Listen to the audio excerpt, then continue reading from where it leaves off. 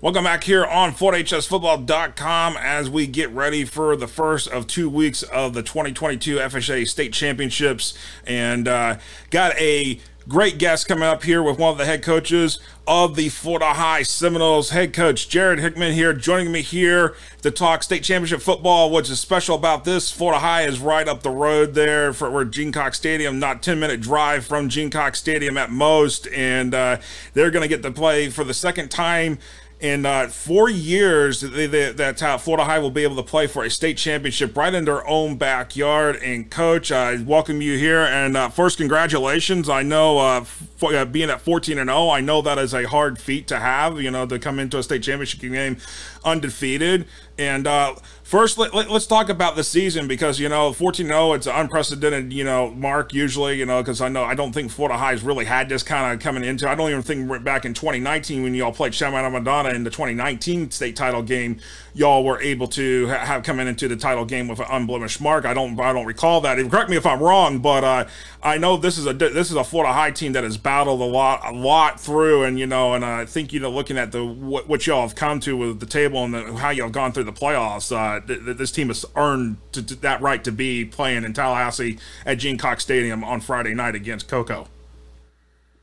Yeah, I appreciate it, Josh. Thanks for having me on, man. It's yeah, it's fun to be here. It's we were 12-1 in 2019. Some undefeated seasons before, but this group has certainly learned from the teams of the past that have paved the way, and they've just been able to, kind of go 1 week at a time and really get better. And I think that's the one thing about our football team that I've seen that I'm proud of. I mean, what's the thing for you, Coach, and when talking about this and everything, in discussing all of this, looking at it, what is the special fact that you're going to be playing at Gene Cox Stadium for the second time in 4 years, and the fact that this is in your own backyard? What is the excitement around Florida High, right now, given everything, and being able to play for a state title, basically, literally, the kids will be able to sleep in their own bed here, going from Thursday night into Friday night.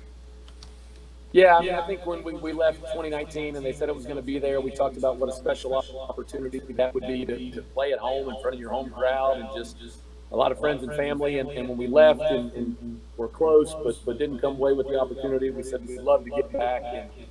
And this group has just really been remarkable in their effort to get better. We knew we had a talented group, but we were young in spots, and they've grown up all year long. They've certainly been willing to listen, and they've absolutely worked their tails off.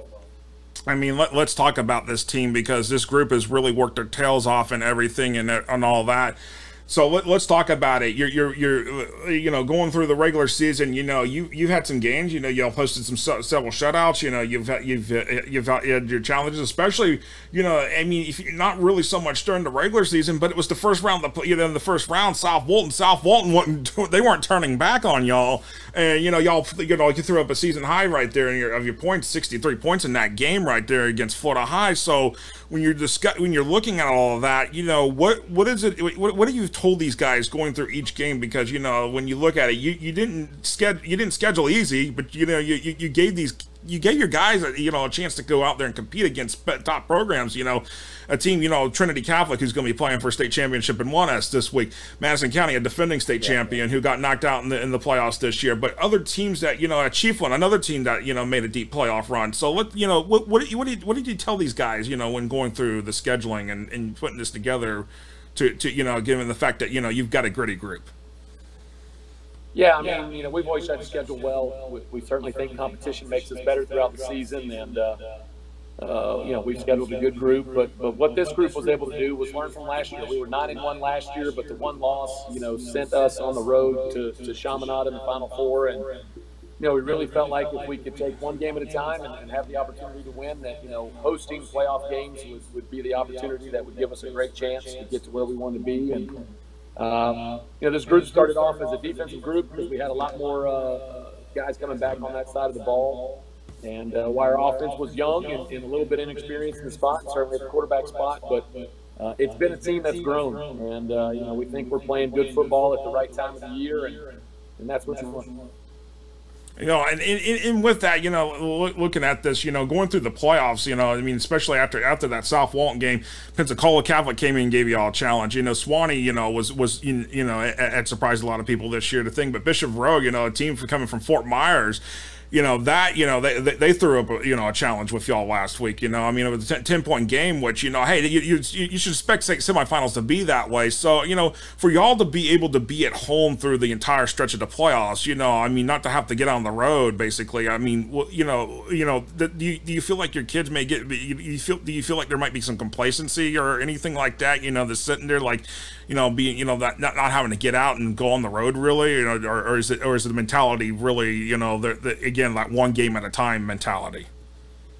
Yeah, I think it's absolutely one game at a time, but there won't be any complacency. We know we have to play well. I mean, this is the state of Florida. There are no bad teams in this state. So, no, I think our kids, like I said, we really wanted to make sure that we had the opportunity to play at home. Our senior class has been outstanding at home their entire career. And we felt like if we could get the home games, that always helps to not have to travel. And like I said, this group has just been remarkable. It's been a lot of guys a lot of young kids that had to step up. We had some injuries in the middle of the year, and I've just watched the football team grow up every week, and they've certainly been willing to listen. And this group's given themselves the opportunity, but we've got to play an outstanding game on Friday night to be a really, really good Cocoa team. No, absolutely. Let's talk about some of your guys. I mean, let's look at the offensive side of things first here with your guys here. I mean, it's a pretty much a balanced offensive tack that you run here. I mean, you got Jeremy Johnston, who's throwing for over 2,400 yards, 23 touchdowns in 14 games. But hey, you got Mekhi Danzy, who hey, 1,500 yards on the ground this year. So when it comes to finding that tackle on offense, you got your guys have shown it week in and week out, but you're facing the biggest test of all this week with Cocoa here. So how do you get your guys to be ready for that, knowing given the fact that Cocoa has played a tough schedule, and they've got some big guys on the line, and with that, so how do you plan a approach with that, going up against a team that has played in 16 straight semifinals, has played in multiple state championship games over the course of the last decade plus?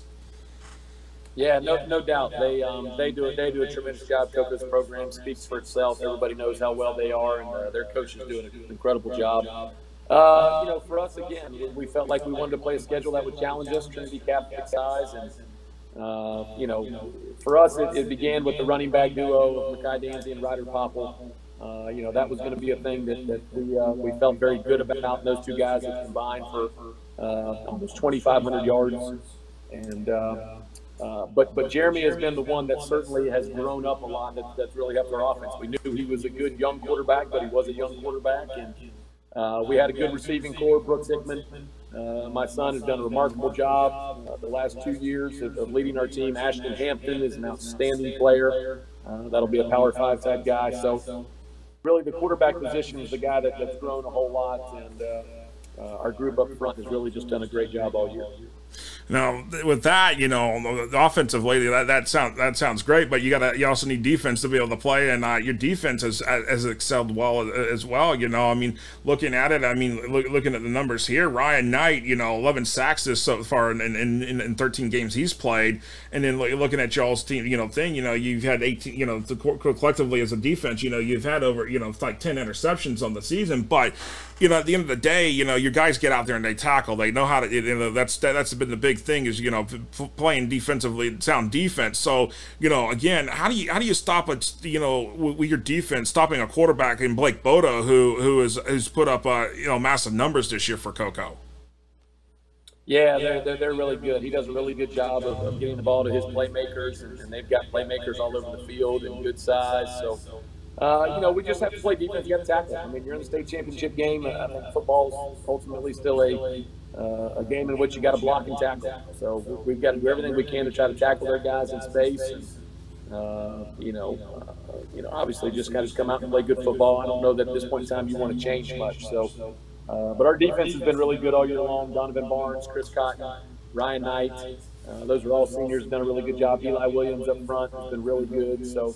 like I said, our team has just done a really good job of every week doing their part. Our coaching staff has been incredible, and we're going to come out and play football, play as hard as we can, and we think if we play good football, we'll have a chance.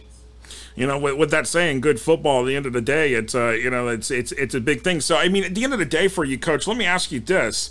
How do you feel like how Metro Suburban has played out this year for the first year, being able, not having to deal with a Chaminade, not having to deal with the South Florida Juggernauts, but be able to play, a program in the state championship game of similar type caliber, similar type of likeness. How do you feel about that, the fact that, that you're walking into the game, both teams have an equal chance of winning the state championship?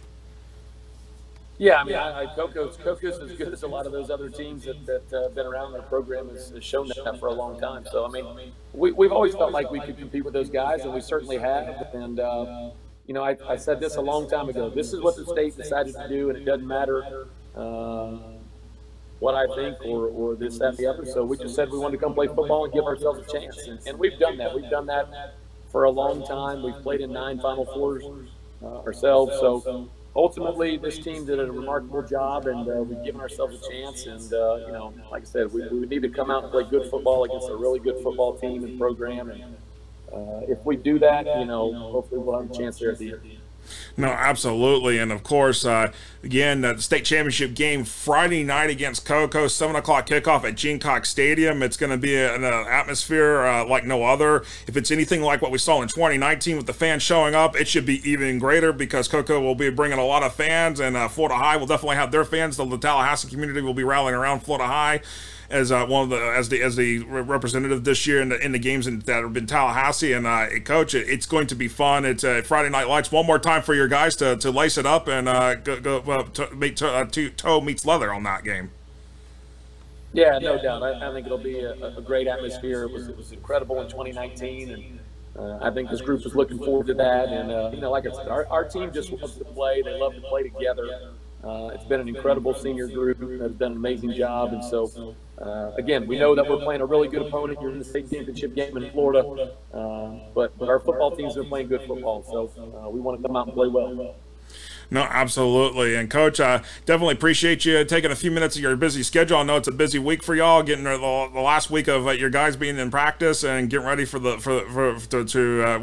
go for the state championship. And we'll see you Friday night at Gene Cox Stadium against the Cocoa Tigers in the Class 2S state championship game. Sounds good, Josh. I appreciate you having me. Appreciate it. Thank you so much. That was head coach Jarrod Hickman of the Florida High Seminoles joining us here, and we appreciate him joining us and talking about the Seminoles and their thing about the state title game here coming up here on Friday night. Again, Friday night, the Class 2S state championship game, Cocoa versus Florida High at Gene Cox Stadium, 7 p.m. kickoff. We definitely appreciate it, and we'll see you more here on 4HSFootball.com and all of our social media platforms. Until then, so long.